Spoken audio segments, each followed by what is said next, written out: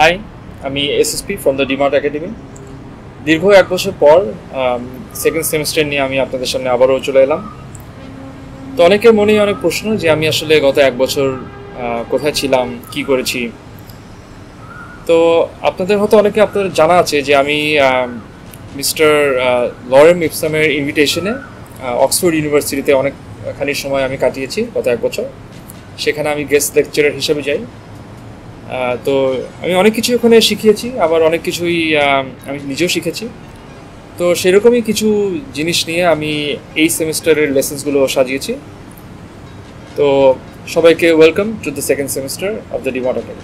গত 1 বছরে আমি প্রচুর SMS পেয়েছি, প্রচুর ফোন কল পেয়েছি, প্রচুর চিঠি, ইমেল, প্রচুর ইনবক্সে মেসেজ পেয়েছি। আপনারা অনেকেই জানতে চাচ্ছেন যে মিটিং কিভাবে করে অ্যাটেন্ড করতে হয় এফিশিয়েন্টলি। তো সেই জন্য আমি আজকে আপনাদেরকে মিটিং কিভাবে অ্যাটেন্ড করতে হয় সেটা শেখাবো।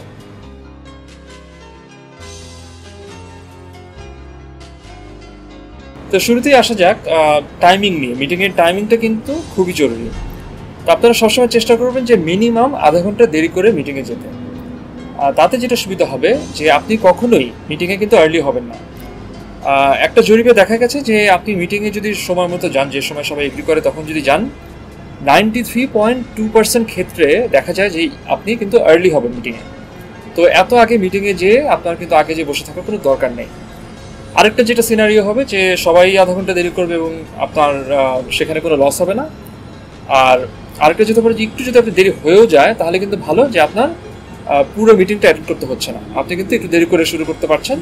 তাতে কিন্তু পুরো বোরিং মিটিং আপনার সারাক্ষণ থাকতে হবে না। আমার দেশ বিদেশে যে নানান লেকচারে যে আমি একটা জিনিস, নতুন একটা ট্রেন্ড আমি লক্ষ্য করেছি যে মিটিং রুমে আজকাল কিন্তু কোনো নো ডিভাইস এরকম কিছু পলিসি অনেকেই ইন্ট্রোডিউস করেছে, যে কোনো মোবাইল ফোন অথবা কোনো ল্যাপটপ মিটিং রুমে নিয়ে ঢোকা যাবে না। তো সেক্ষেত্রে আপনি যেটা করবেন ল্যাপটপ নিয়ে যাওয়ার জন্য, শুরুতেই মিটিংয়ে বসেই আপনি স্ট্যাবলিশ করে ফেলবেন, বলবেন যে আমি কিন্তু নোট নিচ্ছি। আপনি ভলেন্টিয়ার করবেন নোটস নেওয়ার জন্য। তখন আপনার ল্যাপটপ আপনার সামনে থাকলেও আসলে কোনো সমস্যা নেই। তখন আপনি যে কোনো ওয়েবসাইট, যে কোনো যা ইচ্ছা আপনি ব্রাউজ করতে পারবেন এবং আপনার মিটিংয়ে ফোকাস না করলেও হবে। আপনি নিশ্চয়ই ওয়ারিড যে মিটিং শেষে যখন কেউ ফলো আপ করবে যে তাহলে আমার মিটিং মিনিটসগুলো কোথায়, এটা নিয়ে ওয়ারি করার দরকার নাই। বিকজ শুরুতেই আপনি যখন এই স্ট্যান্সটা নিয়ে নেবেন যে আপনি মিটিং মিনিটস শেয়ার করবেন সবার শেষে, আপনার সাথে একই পজিশনে কম্পিট করছে এরকম জেলাস কেউ কাগজ কলমে মিটিং মিনিটস না শুরু করবে এবং সে কমপ্লিট করবে কিভাবে আপনার থেকে বেটার মিনিটস সবার আগে সবার কাছে পৌঁছে দেওয়া যায়। এতে করে কিন্তু আপনার মিটিং মিনিটসটা শেয়ার করতে হচ্ছে না। এটার পরেও যদি কেউ আপনাকে বলে যে তুমি না বলেছিলে মিটিং মিনিটস শেয়ার করবে, তখন বলবেন যে না, আমি মিটিং নোটস দিচ্ছিলাম আমার পার্সোনাল কাজের জন্য, সো দ্যাট আমি আমার পার্সোনালি আমি পরে ভালো করে ফলো আপ করতে পারি আমার কাজ। এটা খুব শর্ট হ্যান্ডে লেখা, এটা আসলে আমি শেয়ার করলে ইট won't be usable for other people. এভাবে করে কিন্তু আপনি এই জিনিসটাও অ্যাভয়েড করে দিতে পারবেন। তো মিটিং শুরু হয়ে গিয়েছে, আপনিও আপনার মনের সুখে ব্রাউজ করছেন যে কোনো ওয়েবসাইট, কিন্তু এটা একটা অপরচুনিটি যে আপনার পিয়ার্স যারা আছে বা আপনার বসেস যারা আছে তাদেরকে দেখানোর জন্য যে আপনি আসলে মিটিংয়ে অ্যাটেনশন দিচ্ছেন এবং আপনি আসলে অনেক স্মার্ট। তো সেটার জন্য আপনি যেটা করবেন যে এভরি 5 মিনিটস বা এভরি 10 মিনিটস আপনি প্রেজেন্টারকে বলবেন যে can you go back a slide. ঠিক এভাবে can you go back a slide.